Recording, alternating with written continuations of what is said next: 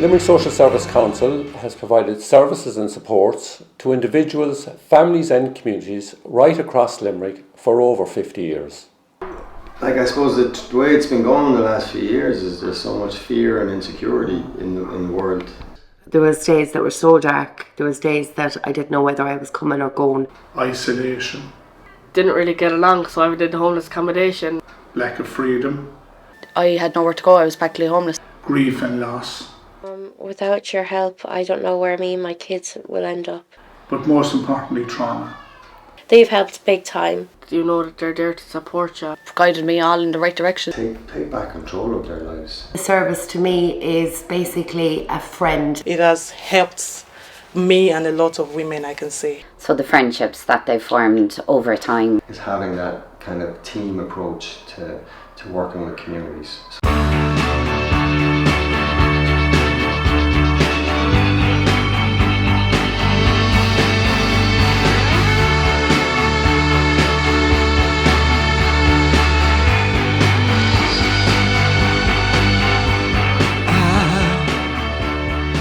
This is South Hill Diving Club. We're a club for senior citizens on the south side of the city, and every Wednesday the seniors in the area come to have their dinner, dessert, bingo and sing a song. Basically, this whole service on the south side is a one-stop shop for older people. We have a drop-in service in the church, or they can call in here any morning and sit down, have a cup of tea. We can sort their problems, whatever forms need filling, housing aid, medical card, social welfare. It's basically a one-stop shop for older people here. 7 and 9, 79. It's the best place to come on a Wednesday morning, and we can receive a lovely dinner, a very, very nice, very warm welcome. They're very obliging people. So Wednesday morning is the deal in our lives to come up here. Just for one day, we can be heroes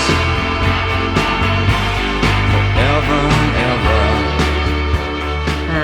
It makes you feel good that you know that you can help and support your own community, and that they're benefit from it, from their health wise. So I wouldn't know a lot of travellers up here, but the girls are a great support. So when I came on my first day, I was very nervous, but the girls brought me out, and it was like I was here 20 years. We're more focused on health. So we hear issues like screening, doctor appointments, not being able to get to doctor appointments. I went back to college for myself and also for my kids, to be a role model for my kids, and that's something that I wouldn't do. But these girls here and my coordinator pushed me. They'll ask you your advice, and like it makes you feel better you're given evidence-based advice.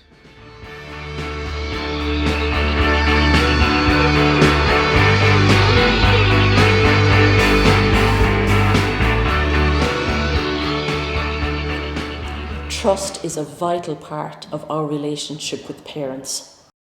We know that families thrive when their needs are supported and met in their communities, in their homes and in their day-to-day lives.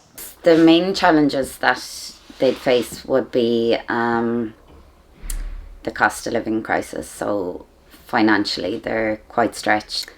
There's obviously the homelessness, huge crisis at the moment, and it's about trying to support them and navigate the housing system. Learning first when I first became pregnant of how to help, because I was living in an overcrowded house and I had nowhere to go. I was practically homeless, couch surfing, and they helped me, and I linked in with them to get the right way to go, which road to go down and what help I needed, and they helped me a lot. They got me into the emergency accommodation where I now have a home for me and my 2 daughters.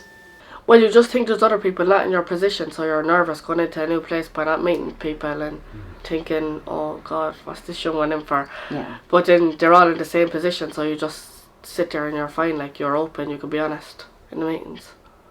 Motherhood can be very lonely, and it's here where I don't feel alone anymore. It made me more stronger and independent, like by being by myself, having, you know that they're there to support you. So it meant a lot, like. and now I'm doing the 3rd year of my degree, and I'm hoping to end up doing a master's. Yeah, the help that I got between my first and second pregnancy here in this creche and with the teen support group has been amazing. They've guided me all in the right directions of how to do everything. My 2 girls are in here in the creche at the minute, and they love it inside here. It's great, and they're doing so much. They're coming on so well.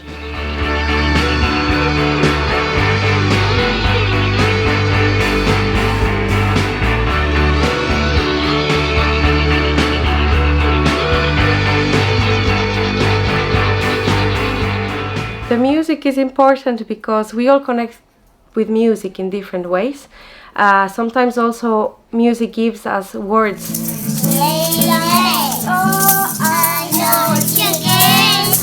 Where we don't have the words, it allows us to express what you're feeling, connecting with emotions, connecting with whatever you're going through in the day.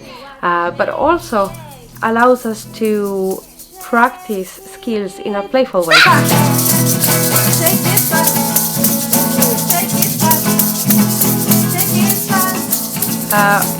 It is massive because for kids it's very difficult to tell you what is happening in their minds, in their body, with their emotions. So I think that playing is a great way of practicing different skills.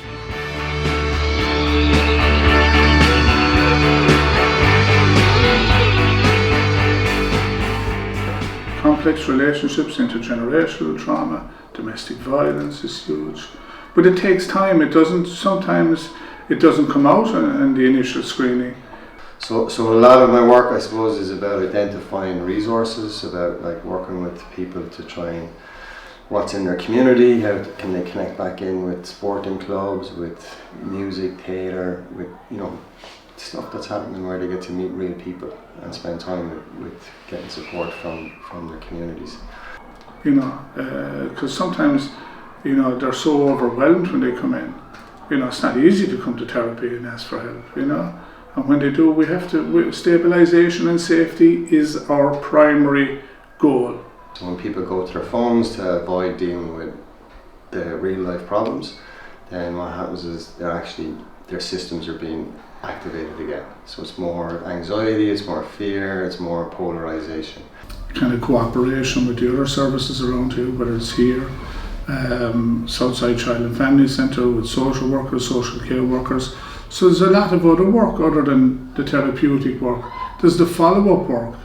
Also, which is very important, there's great peer support here, and they support each other. And I think that's what we value here as well, and we encourage that if I'm not here or I'm not available or I'm at a meeting, we make contact with each other, whoever's here on the south side or in Ballinacora. We all work together and we support each other. Therapists are supporting me. Small changes over the years and improvements, and actually you see in families maybe that actually you're breaking those cycles of trauma. So the parents are coming in with lots and lots of trauma, and actually through working with the families, the kids are being in the creche and the teenagers are coming in, they are breaking those cycles of trauma, that generational trauma where it's passed down from one generation to the next. So that's a very rewarding part of the job. Seats booked on that? Oh no, that's booked already. Yeah. When I started engaging with this service, I was basically on the ground. There was days that were so dark. There was days that I didn't know whether I was coming or going. And when I linked in with you, I got put under your care, under your wing. Basically, you always brought light to everything, and every problem I had, as big as it was in my head, you basically made it tiny by the time I had finished. We stripped away everything, and we looked at the positives rather than the negatives, because I was in such a negative headspace at the time. You really brought me back, and after being with the service for the last 5 years, my God, can I stand tall now for someone that was basically on her knees. The service to me is basically a friend at this stage. It's not just a service, because it is literally wrapped around every aspect of my whole life. Even the way I breathe nowadays, I take that couple of seconds before I react. The service has really, really opened my mind.